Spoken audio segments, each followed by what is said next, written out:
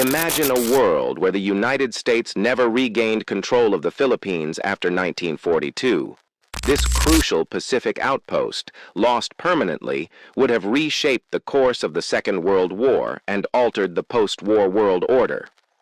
The Philippines, an archipelago of over 7,000 islands, had been under American control since 1898. By the early 1940s, it was far more than a colony. Strategically positioned between the Pacific and Southeast Asia, it linked the U.S. to China and served as a vital staging point for projecting power across the Pacific. Its permanent loss would have echoed through military, economic, and political spheres. In December 1941, Japan launched a swift, coordinated campaign across the Pacific. Air and naval superiority allowed them to isolate American and Filipino forces quickly. Historically, General Douglas MacArthur retreated to Bataan and Corregidor, holding out until reinforcements arrived. But what if the Philippines had remained under Japanese control indefinitely? Without the Philippines, the U.S. would have lost critical airfields and naval bases, including Manila and Corregidor. Launching counterattacks, protecting supply lines, and projecting power deeper into the Pacific would have been far more difficult.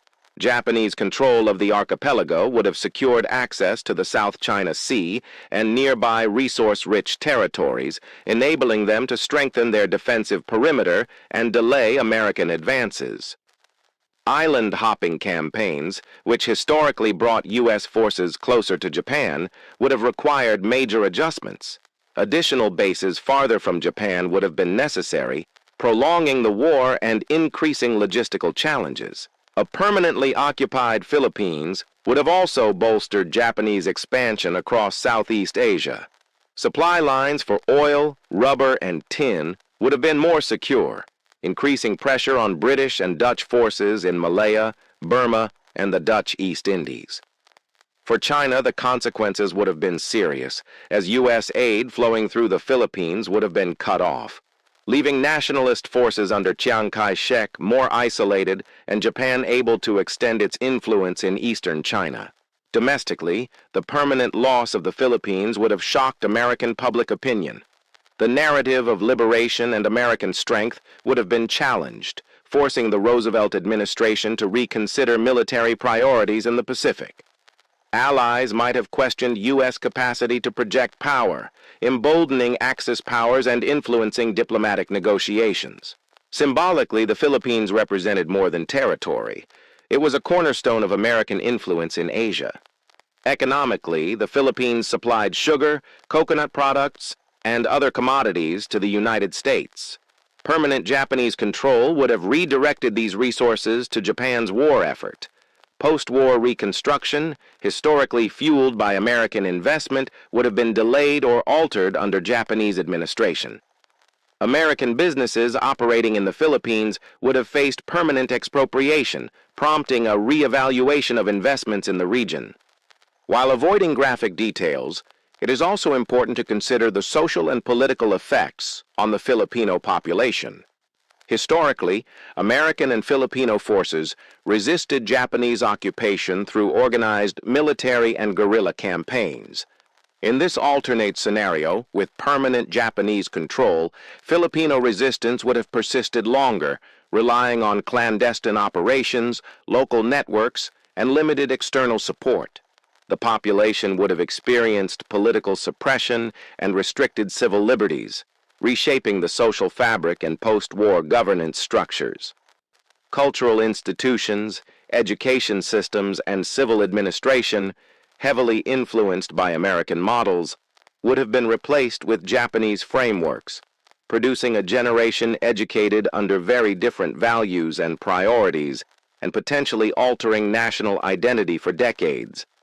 Historically, the U.S. regained the Philippines in 1944-1945, with MacArthur's famous return to Leyte, symbolizing both military triumph and moral vindication.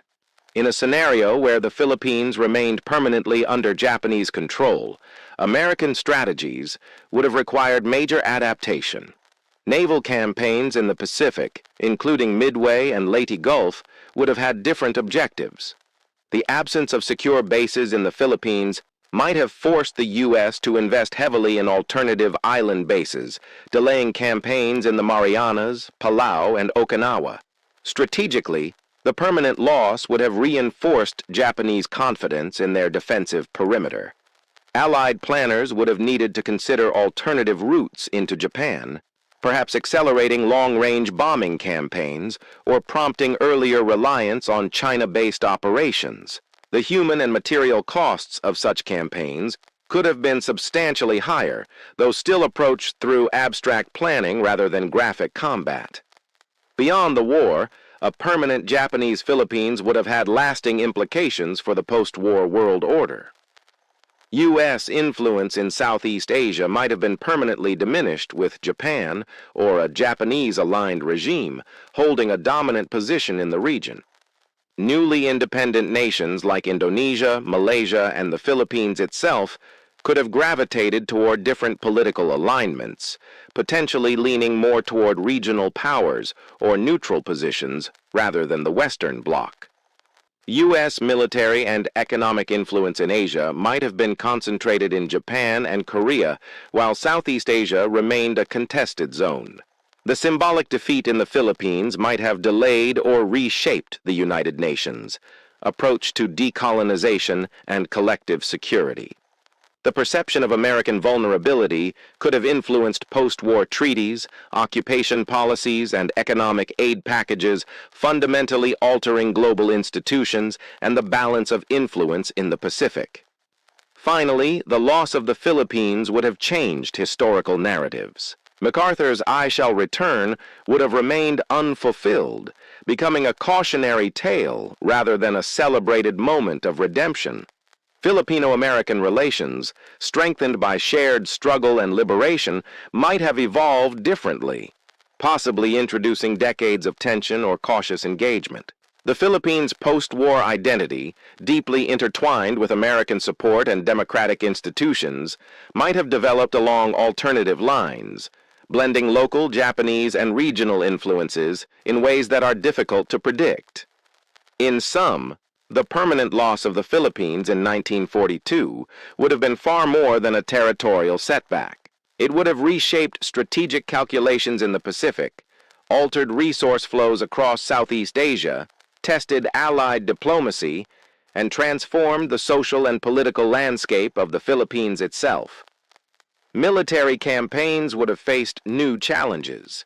The U.S. domestic political scene would have been unsettled, and the post-war world might have looked very different from the one we know today. By imagining this alternate history, we gain a deeper appreciation of how pivotal the Philippines was, not merely as a colony or a military base, but as a linchpin of regional stability, economic networks, and strategic planning in the mid-20th century. The stakes of the Pacific War were immense, and even a single shift in the outcome could have reverberated across decades, redefining global power structures and the trajectory of nations.